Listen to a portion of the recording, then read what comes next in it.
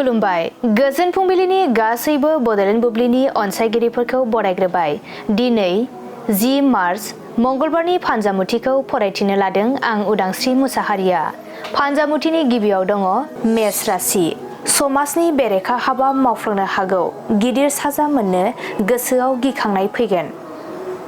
बृष राशि। मोजां मोनलायनायनि गेजेराव सन्देह सोमजिलायनो हागौ, सोमोन्दो नागारलायनाय जागोन। मिथुन राशि। नोंथाङा गावनि हास्थायनाय बायदि मुवाखौ मोनफुंगोन, गोसोआ जोबोरैनो खुसि जागोन। कर्क राशि। नोंथाङा मोननो थाङै मुवाखौ मोननो हास्थायगोन, गोसोआव बायदि साननाय सोमजिगोन। सिंह राशि।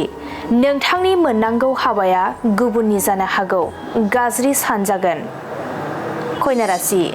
नोंथाङा मोजां हाबाफारियाव आन्दायनांनो हागौ, गावनि थाखाय दुखु मोनगोन। तुला राशि। नखराव जानाय जेंनाया जोबस्रांगोन, सुखु गोजोनै नखर दैदेननो हागोन। वृश्चिक राशि। नोंथाङा गावनि लोगोजोंनो फानदाय जानो हागौ, गोसोआ फोथायनो गोब्राब मोनगोन। धनु राशि। बेफार फालांगि बिथिङाव मुलाम्फा गोनां सान जागोन, रांखावरि आरजिना लानो हागोन। मकर राशि। नोंथांनि अहंखारनि थाखायनो लोगोथिनि सोमोन्दोआ गावस्रानो हागौ, गोसो हमथानांगोन। कुम्भ राशि।